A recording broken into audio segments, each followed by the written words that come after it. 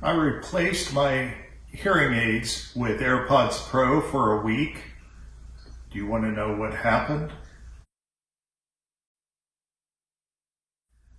First and foremost, I have to say that it was actually a pleasurable experience.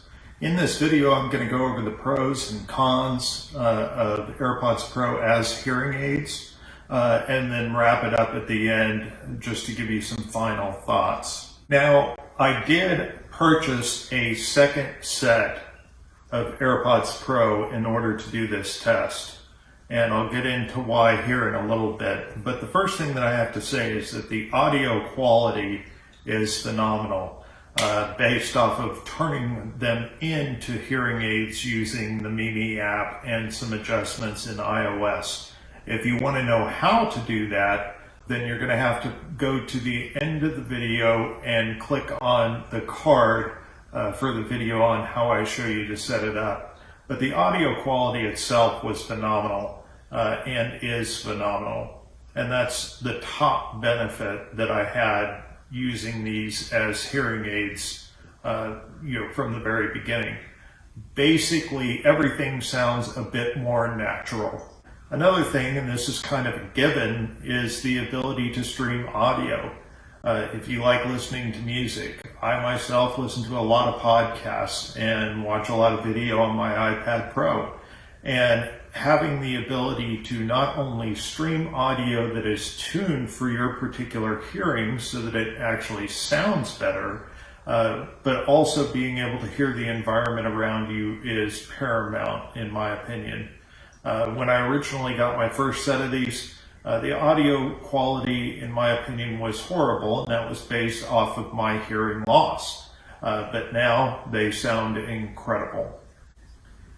Another thing that I noticed was that the sound quality on phone calls is far better. Typically speaking, with other types of devices, it muffles out a little bit more of what's going on around you, which also muffles out your voice. With these, I'm able to hear my voice, the volume of my voice, and also hear the other person on the phone much more clearly. And that is a huge benefit for somebody like me who does spend a lot of time on the phone. I basically prefer to use these for making phone calls than my earbuds and my regular AirPods. The sound quality is just far better. Another pro, this is really absolutely customized, again, to your own hearing. Is the Mimi app 100% accurate? I would say no.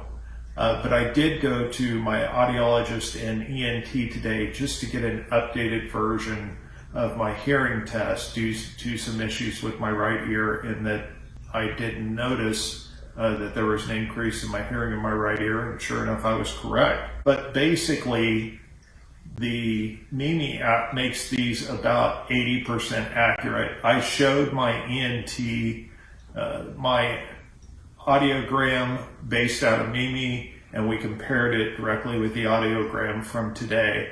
And she concurred that it is indeed about 80% accurate. So it's not perfect, but it is substantially better.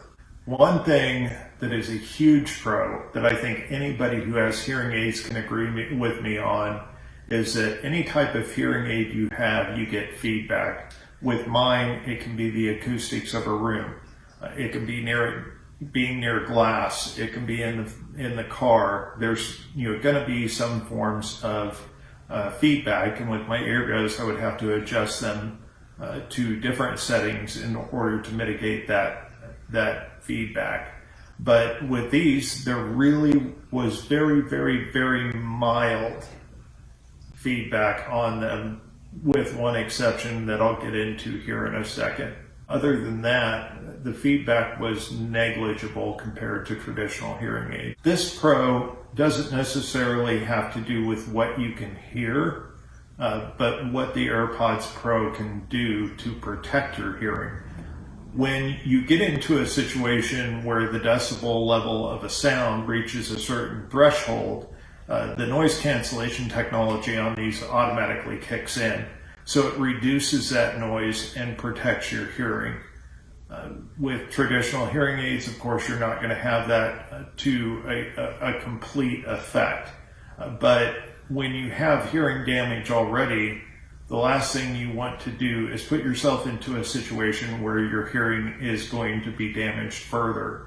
This helps mitigate that. Now, with the pros also come some cons. There was one situation that I had in the week of testing where the feedback level in my right ear all of a sudden got very strong. I had to pull it out of my ear and I could still hear it. So what I did to remedy that is I took both, my other side out, put them both into the case for about 10 seconds, and then pulled them back out, put them back into my ears, and everything was fine.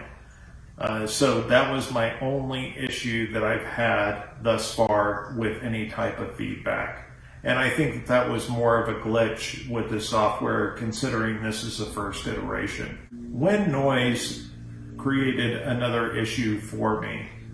Granted, it's something that, again, is in the higher decibel level. When, for example, I'm riding my e-bike at speed, you're going to hear a lot of wind noise.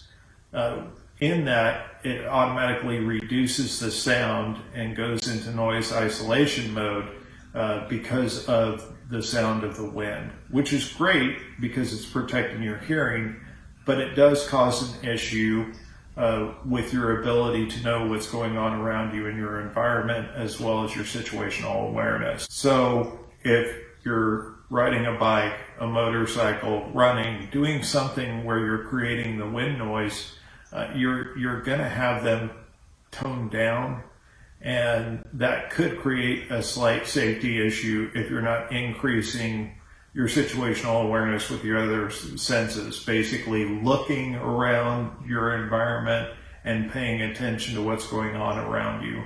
So it's kind of a pro and a con, but I put it in the con category because my earbuds don't really cause that same issue. They have far less wind noise. The biggest elephant in the room with these is battery life. Basically, depending on how you're using them, I typically get somewhere between 3.5 and 4.5 hours of use out of them. So replacing your hearing aids or using these as hearing aids is not going to cut it if you need to get through the entire day with just one set. You will have to buy a second set. Considering the cost of hearing aids these days with audiology services, you're looking at thousands of dollars, where currently you can get 2 sets of these for under $500. So is this a better deal? Yes. But you do have to carry both cases, and you do have to swap them out continuously throughout the day. So that is a bit of a con. Finally, there's also a little bit of glitchiness to the software at this point. Sometimes I'll put them in and the sound quality just isn't quite right. So there's 2 ways to mitigate that.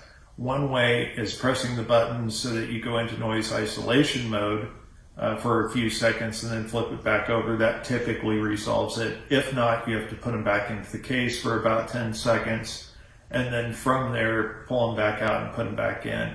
It's not something that happens an incredible amount of time, but it does happen. So it is a bit of a con. I see Apple progressing with the software, perhaps partnering with a company like Mimi to allow for these to be better hearing devices or hearing aids, if you will.